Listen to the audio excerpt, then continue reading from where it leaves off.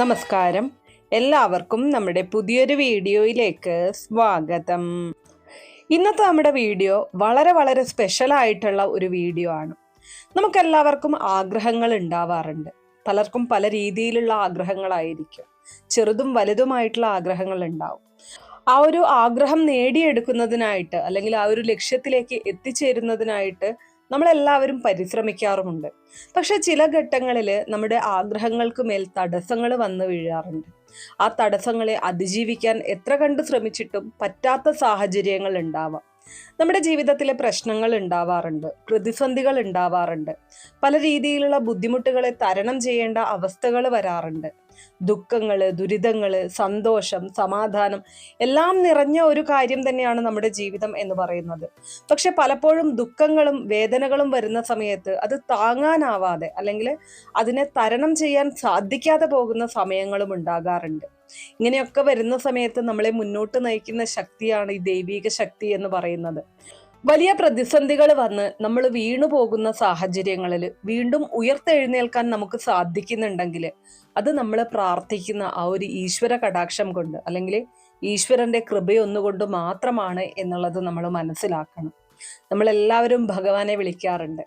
പക്ഷെ എന്നിരുന്നാലും ചില ഘട്ടങ്ങളിൽ ഭഗവാൻ എൻ്റെ പ്രാർത്ഥന കേൾക്കുന്നില്ല, അല്ലെങ്കിൽ ഞാൻ ഇത്രയൊക്കെ പ്രാർത്ഥിച്ചിട്ടും ഭഗവാൻ ആ കാര്യം നടത്തി തരുന്നില്ല എന്നുള്ള പരിഭവം നമ്മുടെ ഉള്ളിൽ ഉണ്ടാവാറുണ്ട്. നിങ്ങൾ ഗുരുവായൂരപ്പനിൽ വിശ്വസിക്കുന്ന ഒരാളാണ്, ഗുരുവായൂരപ്പന്റെ ഭക്തനോ ഭക്തയോ ആണോ? ഭഗവാൻ നിങ്ങളുടെ ജീവിതത്തിൽ മാറ്റങ്ങൾ കൊണ്ടുവരും എന്ന് നിങ്ങൾ പ്രതീക്ഷിക്കുന്നുണ്ടോ?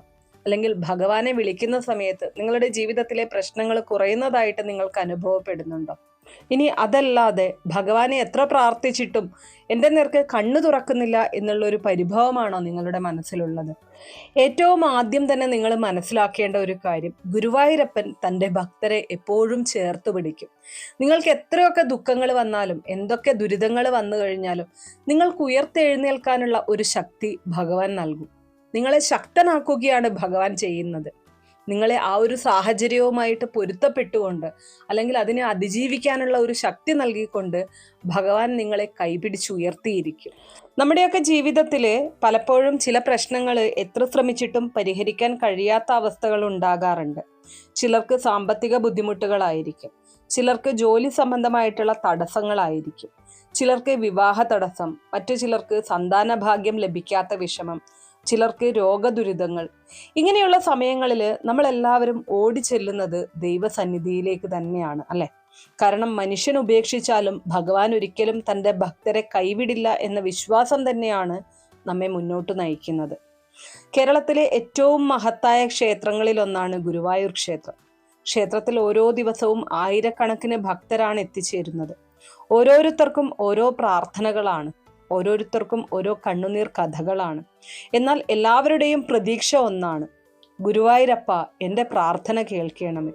ഭക്തർ ഗുരുവായൂരപ്പന് സമർപ്പിക്കുന്ന നിരവധി വഴിപാടുകളിൽ വളരെ വിശേഷപ്പെട്ട ഒരു ഭക്തി സേവയാണ് ഓം നമോ നാരായണായ മന്ത്രമെഴുത്ത്. ഈ മഹാമന്ത്രം ഒരു പുസ്തകത്തിൽ ഭക്തിപൂർവം എഴുതി ഗുരുവായൂരപ്പന്റെ തിരുനടയിൽ സമർപ്പിക്കുന്നത് അനേകം ഭക്തർ വർഷങ്ങളായിട്ട് ചെയ്തു വരുന്ന ഒരു ആത്മീയ സമർപ്പണമാണ്. പലരും ചോദിക്കാറുണ്ട്, ഈ മന്ത്രമെഴുത്ത് എന്തിനാണ്? എത്ര തവണ എഴുതണം? എങ്ങനെ എഴുതണം? എഴുതിയ പുസ്തകം എങ്ങനെ സമർപ്പിക്കണം? അതിൻ്റെ ആത്മീയ പ്രാധാന്യം എന്താണ്? ഇന്നത്തെ വീഡിയോയിൽ ഞാൻ പറയാൻ പോകുന്നത്, നിങ്ങളുടെ ഏതൊരു ആഗ്രഹവും, നിങ്ങളുടെ എത്ര വലിയ ദുഃഖവും, നിങ്ങളുടെ എന്ത് വലിയ പ്രശ്നങ്ങളും ഇല്ലായ്മ ചെയ്യാനായിട്ട് ഗുരുവായൂരപ്പന് നിങ്ങൾക്ക് സമർപ്പിക്കാൻ പറ്റുന്ന ഏറ്റവും ഉത്തമമായിട്ടുള്ള ഒരു വഴിപാട് അല്ലെങ്കിൽ ഒരു പരിഹാര മാർഗത്തെക്കുറിച്ചാണ്. ഈ ഒരൊറ്റ കാര്യം നിങ്ങൾ ചെയ്തു കഴിഞ്ഞാൽ ഉറപ്പായിട്ടും നിങ്ങളുടെ ആ ഒരു ആഗ്രഹം നിങ്ങൾക്ക് നേടിയെടുക്കാനായിട്ട് സാധിക്കും. ഒരുപാട് അമ്മമാര്, ഒരുപാട് ഭക്തര് ചെയ്ത് പരീക്ഷിച്ച് വിജയം കണ്ടെത്തിയ ഒരു മാർഗം തന്നെയാണ്. എന്നാൽ വിജയിക്കാൻ വേണ്ടിയല്ല നമ്മൾ ഈ ഒരു മാർഗം സ്വീകരിക്കേണ്ടത്. പകരം ഭഗവാനിൽ അർപ്പിച്ചുകൊണ്ട് നിങ്ങളുടെ പ്രാർത്ഥനയായിട്ട് നിങ്ങൾക്കിത് സമർപ്പിക്കാവുന്നതാണ്. അപ്പോൾ ഓം നമോ നാരായണ എന്നതൊരു സാധാരണ മന്ത്രമല്ല എന്നത് നമ്മൾ തിരിച്ചറിയണം. ഇത് മഹാവിഷ്ണുവിന്റെ അഷ്ടാക്ഷര മഹാമന്ത്രമാണ്. വേദങ്ങളിലും പുരാണങ്ങളിലും മഹർഷിമാർ മഹത്വം വിവരിച്ചിരിക്കുന്ന അതിപവിത്രമായ മന്ത്രങ്ങളിൽ ഒന്നാണിത്. ഈ മന്ത്രം ജപിക്കുന്നതും എഴുതുന്നതും കേൾക്കുന്നതും വളരെ പുണ്യകരമാണെന്ന് വിശ്വാസമുണ്ട്. നമ്മുടെ മനസ്സിലെ അശാന്തിയും ഭയവും നിരാശയും പതിയെ അകറ്റി ആത്മവിശ്വാസവും പ്രത്യാശയും നൽകാൻ ഈ മഹാമന്ത്രത്തിന് കഴിയുമെന്നാണ് ഭക്തരുടെ അനുഭവം. അതുകൊണ്ട് തന്നെ അനേകം ഭക്തർ ദിവസേന ഈ മന്ത്രം ജപിക്കുകയും എഴുതുകയും ചെയ്യുന്നു. പ്രത്യേകിച്ച് ഗുരുവായൂരപ്പനോട് ഒരു ആഗ്രഹം സമർപ്പിക്കുമ്പോൾ അല്ലെങ്കിൽ ലഭിച്ച അനുഗ്രഹത്തിന് നന്ദി പറയുമ്പോൾ ഈ മന്ത്രമെഴുത്ത് ഒരു ഭക്തി സമർപ്പണമായി നടത്തുന്നത് വളരെ ശ്രേഷ്ഠമാണെന്നാണ് കരുതപ്പെടുന്നത്. ഇന്നത്തെ ഈ വീഡിയോ മുഴുവനായിട്ടും കാണുക. കാരണം ഈ വീഡിയോയുടെ അവസാന ഭാഗത്ത് മന്ത്രമെഴുത്ത് ആരംഭിക്കുന്നതിന് മുൻപ് പറയാവുന്ന ഒരു പ്രത്യേക പ്രാർത്ഥനയും പുസ്തകം സമർപ്പിക്കുമ്പോൾ എങ്ങനെ പ്രാർത്ഥിക്കണം എന്നതും വിശദമായി പറയുന്നതാണ്. അതുകൊണ്ട് വീഡിയോ സ്കിപ്പ് ചെയ്യാതെ അവസാനം വരെ കാണുക. ഗുരുവായൂരപ്പന്റെ അനുഗ്രഹം നിങ്ങളുടെ ജീവിതത്തിലും കുടുംബത്തിലും നിറയട്ടെ എന്ന് പ്രാർത്ഥിച്ചുകൊണ്ട് നമുക്ക് ഇന്നത്തെ വിഷയത്തിലേക്ക് കടക്കാം. എല്ലാവരും ഭക്തിയോടെ ഭഗവാനെ മനസ്സിൽ കണ്ടുകൊണ്ട് ഓം നമോ നാരായണായ എന്ന് കമന്റ് ബോക്സിൽ രേഖപ്പെടുത്തുക. ഒപ്പം തന്നെ മനസ്സിൽ ഒരു തവണ ജപിക്കുക, ഓം നമോ നാരായണായ, ഓം നമോ നാരായണായ, ഓം നമോ നാരായണായ.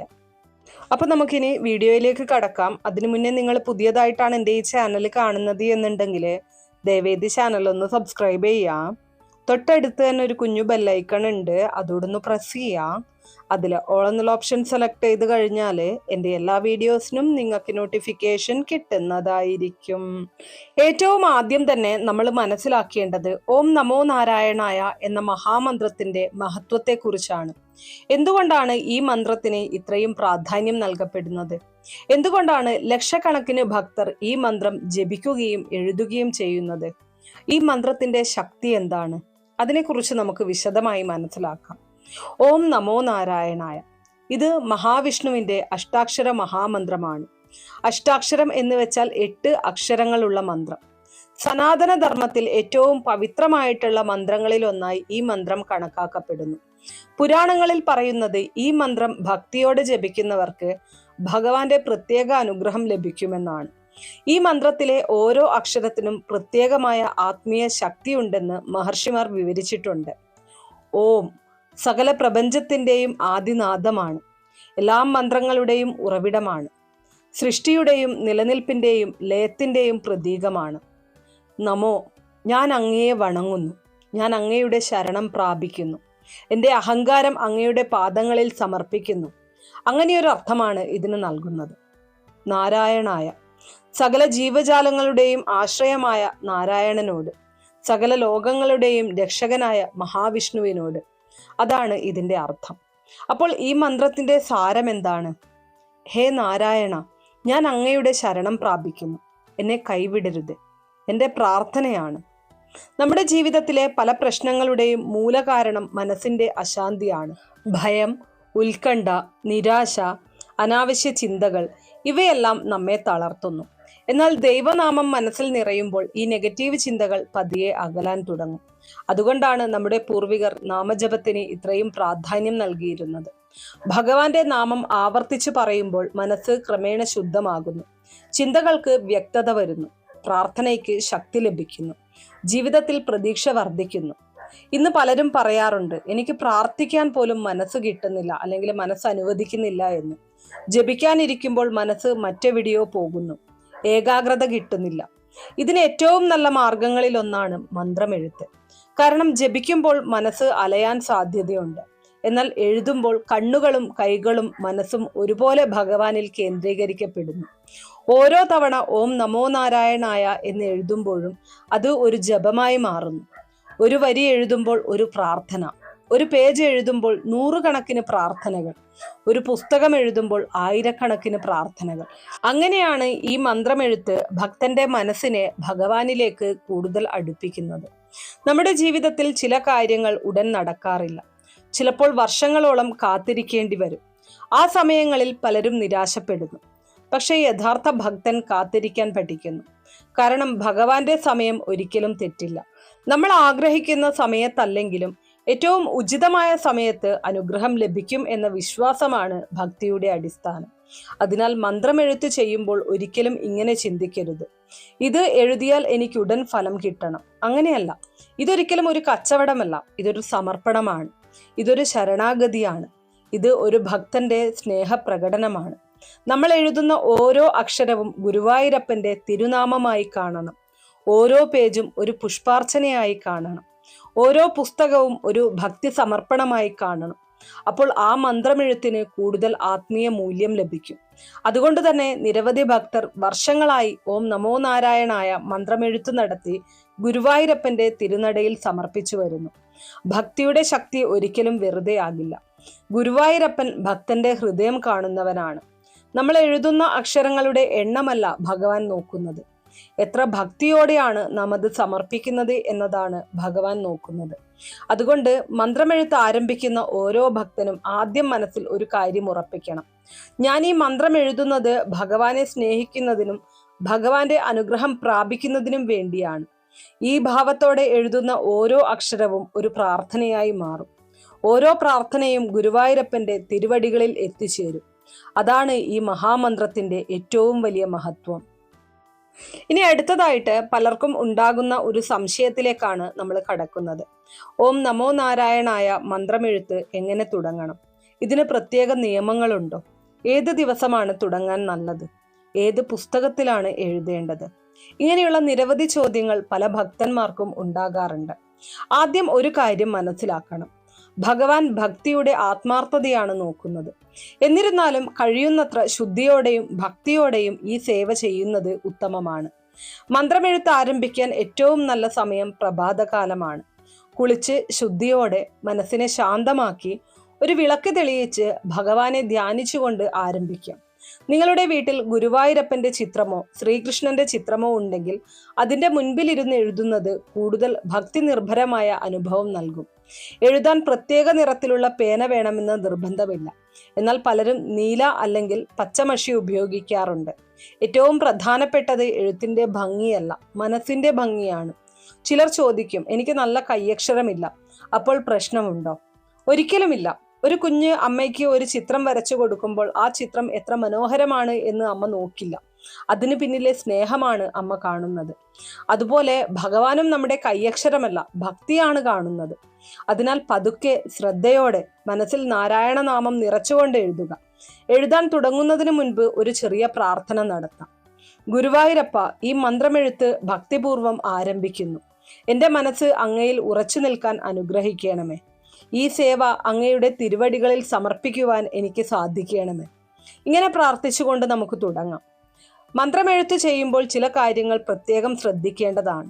ഒന്നാമത്, വേഗം തീർക്കാനുള്ള ശ്രമം വേണ്ട. ചിലർ എത്രയും പെട്ടെന്ന് പുസ്തകം നിറയ്ക്കാൻ ശ്രമിക്കും. അങ്ങനെ ചെയ്യുമ്പോൾ അതൊരു ആത്മീയ സാധനയേക്കാൾ ഒരു ജോലി പോലെയായി മാറും. അതുകൊണ്ട് ഓരോ മന്ത്രവും ശ്രദ്ധയോടെ എഴുതുക. രണ്ടാമതായിട്ട്, എഴുതുമ്പോൾ സംസാരിക്കുന്നത് പരമാവധി ഒഴിവാക്കുക. TV കാണുക, ഫോൺ ഉപയോഗിക്കുക, മറ്റുള്ള കാര്യങ്ങളിൽ ശ്രദ്ധ നൽകുക എന്നിവ ഒഴിവാക്കുന്നതാണ് നല്ലത്. കാരണം ഇത് ഭഗവാനോടൊപ്പമുള്ള ഒരു വിശുദ്ധ നിമിഷമാണ്. മൂന്നാമതായിട്ട്, കോപം, വിഷമം, നിരാശ എന്നിവ മനസ്സിലുണ്ടായാലും നിങ്ങൾക്കിത് എഴുതാവുന്നതാണ്. കാരണം ഭഗവാന്റെ നാമം തന്നെയാണ് മനസ്സിനെ ശാന്തമാക്കുന്നത്. അതുകൊണ്ട് മനസ്സ് ശുദ്ധമായാൽ മാത്രം എഴുതാം എന്ന് കരുതേണ്ട. മറിച്ച് മനസ്സ് അശാന്തമായിരിക്കുമ്പോഴാണ് കൂടുതൽ എഴുതേണ്ടത്. അപ്പോൾ ആ നാമത്തിന്റെ ശക്തി മനസ്സിനെ പതിയെ ശാന്തമാക്കും. ഇനി അതുപോലെ തന്നെ നിങ്ങളുടെ മനസ്സിലുള്ള ആ ഒരു ആഗ്രഹം നേടിയെടുക്കുന്നതിനായിട്ട്, ആഗ്രഹ സാഫല്യത്തിനായിട്ടും ഈ ഒരു മന്ത്രമെഴുത്ത് നടത്താവുന്നതാണ്. ജോലി ലഭിക്കാൻ, വിവാഹ തടസ്സം മാറാൻ, സന്താന ഭാഗ്യം ലഭിക്കാൻ, വീട് വയ്ക്കാൻ, രോഗശാന്തിക്ക് അല്ലെങ്കിൽ കുടുംബ സമാധാനത്തിനായി അങ്ങനെ ഒരു ആഗ്രഹമുണ്ട് എങ്കിൽ അത് ഭഗവാന്റെ മുന്നിൽ സമർപ്പിച്ചുകൊണ്ട് നിങ്ങൾക്കിത് എഴുതാവുന്നതാണ്. പക്ഷെ ഒരിക്കലും നിർബന്ധം പിടിക്കരുത്. കാരണം ഭഗവാൻ നമ്മൾ ചോദിക്കുന്നതിലും നല്ലത് നൽകാൻ കഴിവുള്ളവനാണ്. അതുകൊണ്ട് ഇങ്ങനെ പ്രാർത്ഥിക്കുക: ഗുരുവായൂരപ്പ, എൻ്റെ ഈ ആഗ്രഹം അങ്ങയുടെ പാദങ്ങളിൽ ഞാൻ സമർപ്പിക്കുന്നു. എനിക്ക് ഏറ്റവും നല്ലത് എന്താണോ അത് തന്ന് അനുഗ്രഹിക്കണമേ. ഈ പ്രാർത്ഥന ഭഗവാന്റെ ജീവിതത്തിൽ വലിയ സമാധാനം നൽകും. ചില ഭക്തർ 108 പ്രാവശ്യമാണ് ഈ ഒരു മന്ത്രം എഴുതുന്നത്. ചിലർ 1008 പ്രാവശ്യം എഴുതുന്നു. ചിലർ ഒരു പുസ്തകം മുഴുവൻ നിറയ്ക്കുന്നു. അപ്പോൾ ഒരു ആഗ്രഹ സാഫല്യത്തിനായിട്ടാണ് നിങ്ങൾ എഴുതുന്നത് എങ്കിൽ ഒരു പുസ്തകം മുഴുവൻ എഴുതിക്കൊണ്ട് എണ്ണം വയ്ക്കാതെ ഒരു പുസ്തകം നിറയെ എഴുതി സമർപ്പിക്കുന്നതാണ് ഏറ്റവും നല്ലത്. ചിലർ വർഷങ്ങളോളം എഴുതിക്കൊണ്ടേയിരിക്കുന്നുണ്ട്. അതിൽ ശരിയും തെറ്റുമില്ല. നിങ്ങളുടെ സാഹചര്യത്തിനനുസരിച്ച് ചെയ്യാവുന്നതാണ്. പ്രധാന കാര്യം ഒന്നു മാത്രമാണ്: ഓരോ അക്ഷരത്തിലും ഭക്തി ഉണ്ടായിരിക്കണം. ഓരോ വരിയിലും നാരായണ സ്മരണയുണ്ടായിരിക്കണം. ഓരോ പേജിലും ഗുരുവായൂരപ്പനോടുള്ള സ്നേഹമുണ്ടായിരിക്കണം. അപ്പോൾ ആ പുസ്തകം വെറും ഒരു നോട്ട് ബുക്ക് മാത്രമല്ല, അത് നിങ്ങളുടെ പ്രാർത്ഥനകളുടെ സമാഹാരമാകും, നിങ്ങളുടെ വിശ്വാസത്തിന്റെ തെളിവാകും, നിങ്ങളുടെ ഭക്തിയുടെ പൂമാലയായി മാറും. അത്തരമൊരു ഭക്തി സമർപ്പണം ഗുരുവായൂരപ്പന്റെ തിരുനടയിലെത്തുമ്പോൾ അതിൻ്റെ ആത്മീയ മൂല്യം എത്ര വലുതാണെന്ന് വാക്കുകളിൽ വിവരിക്കാൻ പോലും കഴിയില്ല. അപ്പോൾ ഇതുവരെ നമ്മൾ ഓം നമോ നാരായണായ എന്ന മഹാമന്ത്രത്തിന്റെ മഹത്വവും മന്ത്രമെഴുത്ത് എങ്ങനെ നടത്തണം എന്നതും മനസ്സിലാക്കി. ഇനി ഏറ്റവും പ്രധാനപ്പെട്ട ഒരു കാര്യമാണ്, അതായത് മന്ത്രമെഴുത്ത് പൂർത്തിയായ ശേഷം ആ പുസ്തകം ഗുരുവായൂരപ്പന് എങ്ങനെ സമർപ്പിക്കണം, ഈ സമർപ്പണത്തിന്റെ ആത്മീയ പ്രാധാന്യം എന്താണ്. ആദ്യം ഒരു കാര്യം മനസ്സിലാക്കണം, ഭഗവാനെ സംബന്ധിച്ചിടത്തോളം നാം സമർപ്പിക്കുന്ന പുസ്തകത്തേക്കാൾ വിലപ്പെട്ടത് അതിൽ നിറഞ്ഞിരിക്കുന്ന ഭക്തിയാണ്. കാരണം ആ പുസ്തകത്തിലെ ഓരോ പേജും നിങ്ങളുടെ പ്രാർത്ഥനകളാൽ നിറഞ്ഞതാണ്. ഓരോ വരിയിലും നിങ്ങളുടെ വിശ്വാസമുണ്ട്, ഓരോ അക്ഷരത്തിലും നിങ്ങളുടെ സ്നേഹമുണ്ട്. അതുകൊണ്ടാണ് മന്ത്രമെഴുത്ത് പുസ്തകം ഒരു സാധാരണ പുസ്തകമല്ലെന്ന് പറയുന്നത്. അത് ഒരു ഭക്തന്റെ ഹൃദയ സമർപ്പണമാണ്. മന്ത്രമെഴുത്ത് പൂർത്തിയായ ദിവസം വീട്ടിൽ ഒരു വിളക്ക് തെളിയിച്ച് ഗുരുവായൂരപ്പനെ മനസ്സിൽ ധ്യാനിക്കാം.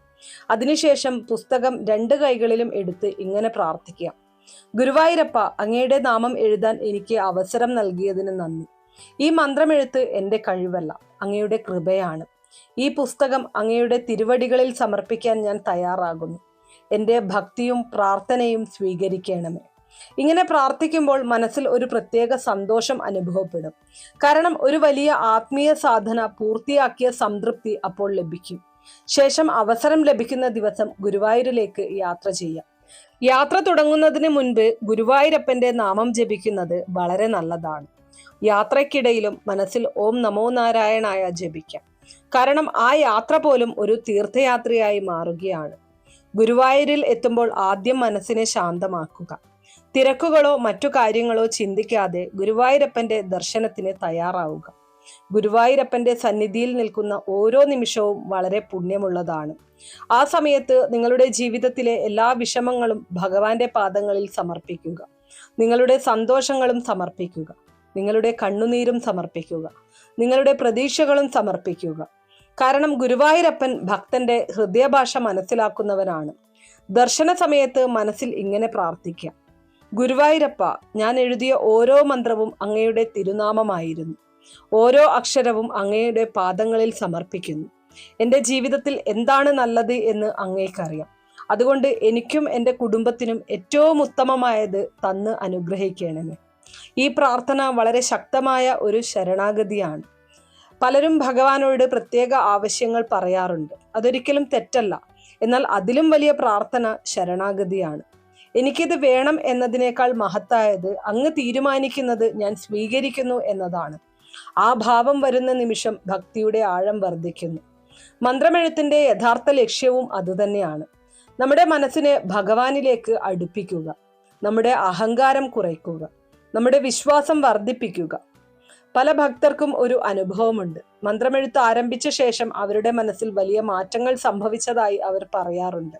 പ്രശ്നങ്ങൾ ഉടൻ അവസാനിച്ചില്ലെങ്കിലും അവയെ നേരിടാനുള്ള ശക്തി ലഭിക്കും. ഭയം കുറയും, നിരാശ കുറയും, പ്രതീക്ഷ വർദ്ധിക്കും, പ്രാർത്ഥനയിലുള്ള വിശ്വാസം വർദ്ധിക്കും. ഇതാണ് യഥാർത്ഥ അനുഗ്രഹം. കാരണം ജീവിതത്തിലെ ഏറ്റവും വലിയ സമ്പത്ത് മനഃശാന്തിയാണ്. മനഃശാന്തി ലഭിച്ചാൽ ഏത് പ്രശ്നത്തെയും നേരിടാൻ മനുഷ്യന് കഴിയും. ഗുരുവായൂരപ്പൻ പലപ്പോഴും അത്ഭുതങ്ങൾ നടത്തുന്നത് നമ്മുടെ ജീവിത സാഹചര്യങ്ങൾ മാറ്റിക്കൊണ്ടല്ല, നമ്മുടെ മനസ്സ് മാറ്റിക്കൊണ്ടാണ്. ആ ഒരു സത്യം നമ്മൾ തിരിച്ചറിയുക. ഗുരുവായൂരപ്പന്റെ ഒരു ഭക്തനെ പോലും അല്ലെങ്കിൽ ഒരു ഭക്തിയെ പോലും ഭഗവാൻ കൈവിട്ട ചരിത്രമില്ല. ഭഗവാൻ എന്നും ചേർത്തു പിടിച്ചിട്ടേ ഉള്ളൂ. അത് ഒരുപക്ഷെ നിങ്ങൾക്ക് മനസ്സിലാക്കാൻ കുറച്ച് സമയമെടുത്തു എന്ന് വരാം, അത്രമാത്രം.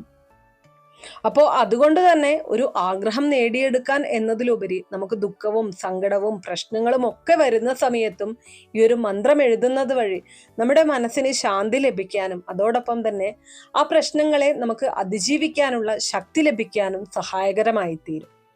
അപ്പോൾ ഇനി അടുത്തതായിട്ട് നമ്മൾ പറയുന്നത് ഈ മന്ത്രമെഴുത്ത് ആരംഭിക്കുന്നതിന് മുൻപ് ചൊല്ലാവുന്ന ഒരു ലളിതമായിട്ടുള്ള പ്രാർത്ഥനയും പുസ്തകം സമർപ്പിക്കുമ്പോൾ പറയാവുന്ന ഒരു പ്രാർത്ഥനയുമാണ്.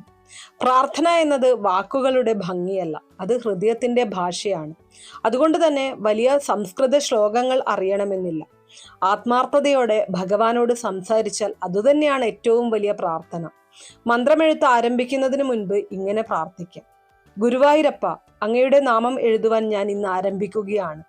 ഈ സേവ ഭക്തിപൂർവം പൂർത്തിയാക്കുവാൻ എനിക്ക് ശക്തിയും മനസമാധാനവും നൽകണമേ. എൻ്റെ മനസ്സ് അങ്ങയിൽ ഉറച്ചു നിൽക്കട്ടെ. എൻ്റെ ചിന്തകളും വാക്കുകളും പ്രവൃത്തികളും അങ്ങയുടെ അനുഗ്രഹത്താൽ ശുദ്ധമാകട്ടെ. ഈ മന്ത്രമെഴുത്ത് അങ്ങയുടെ തിരുവടികളിൽ സമർപ്പിക്കുന്ന ഒരു ചെറിയ ഭക്തി സേവയായി സ്വീകരിക്കണമേ. അതോടൊപ്പം തന്നെ നിങ്ങളുടെ എന്താഗ്രഹമാണോ നിങ്ങൾക്ക് സാധിക്കേണ്ടത് ആ ഒരു ആഗ്രഹത്തെക്കുറിച്ചുകൂടെ പറയാം. ഒരു ജോലിയാണെങ്കിൽ നല്ല ഒരു ജോലി നൽകി എന്നെ അനുഗ്രഹിക്കണമേ. അല്ലെങ്കിൽ ഞാൻ ആഗ്രഹിച്ച ആ ഒരു ജോലി എനിക്ക് ലഭിക്കാനുള്ള എല്ലാ അനുഗ്രഹവും അങ്ങ് നൽകണമേ. അങ്ങനെ എന്താണോ നിങ്ങളുടെ ആഗ്രഹം അതുകൂടെ പറയുക. ഒപ്പം ഓം നമോ നാരായണായ, ഓം നമോ നാരായണായ, ഓം നമോ നാരായണായ എന്ന് 3 തവണ ജപിക്കുക. ഈ പ്രാർത്ഥനയ്ക്ക് ശേഷം ഭക്തിയോടെ മന്ത്രമെഴുത്ത് ആരംഭിക്കുക. ഓരോ അക്ഷരവും ഒരു പുഷ്പമായി ഭഗവാന്റെ പാദങ്ങളിൽ അർപ്പിക്കുന്നതായി സങ്കല്പിക്കുക. ഓരോ വരിയും ഒരു നാമജപമായി കാണുക. ഓരോ പേജും ഒരു ഭക്തി സമർപ്പണമായി കാണുക. അപ്പോൾ മന്ത്രമെഴുത്ത് ഒരു ആത്മീയ യാത്രയായി മാറും.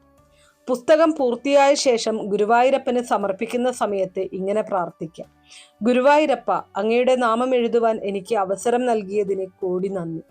ഈ പുസ്തകത്തിലെ ഓരോ അക്ഷരവും അങ്ങയുടെ നാമമാണ്.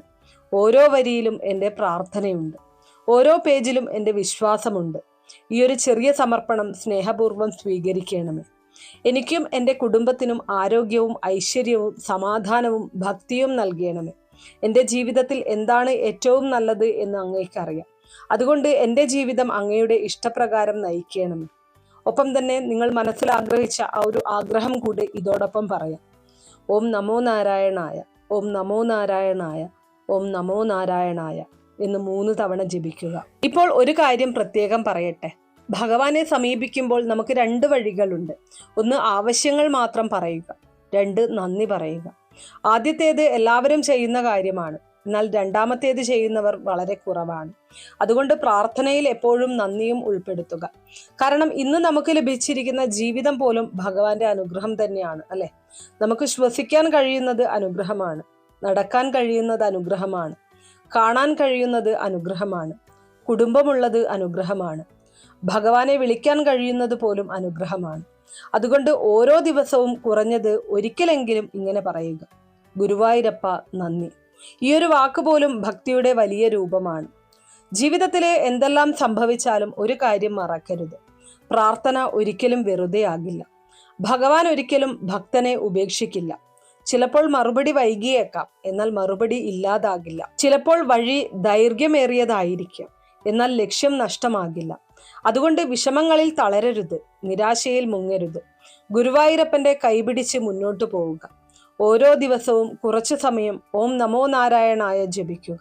കഴിയുമെങ്കിൽ എഴുതുക. ഭക്തിയോടെ ജീവിക്കുക. ശേഷം ബാക്കിയുള്ളത് ഗുരുവായൂരപ്പനെ ഏൽപ്പിക്കുക. അവിടുന്ന് നയിക്കും, അവിടുന്ന് സംരക്ഷിക്കും, അവിടുന്ന് അനുഗ്രഹിക്കും. ഈ വീഡിയോ കാണുന്ന എല്ലാ ഭക്തർക്കും ഗുരുവായൂരപ്പന്റെ പ്രത്യേക അനുഗ്രഹം ഉണ്ടാകട്ടെ. നിങ്ങളുടെ കുടുംബത്തിൽ സമാധാനവും സന്തോഷവും ഐശ്വര്യവും നിറയട്ടെ. നിങ്ങളുടെ പ്രാർത്ഥനകൾ സഫലമാകട്ടെ. നിങ്ങളുടെ ജീവിതത്തിൽ ഗുരുവായൂരപ്പന്റെ സാന്നിധ്യം കൂടുതൽ അനുഭവിക്കാൻ സാധിക്കട്ടെ. എല്ലാവരും ഒരുമിച്ച് 3 തവണ ഭക്തിയോടെ ജപിക്കാം: ഓം നമോ നാരായണായ, ഓം നമോ നാരായണായ, ഓം നമോ നാരായണായ.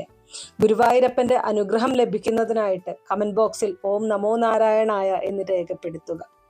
ഇത്രയുള്ള ഇന്നത്തെ വീഡിയോ കുറച്ചു പേർക്കെങ്കിലും ഉപകാരപ്രദമായി കാണും എന്ന് വിശ്വസിക്കുന്നു. നന്ദി.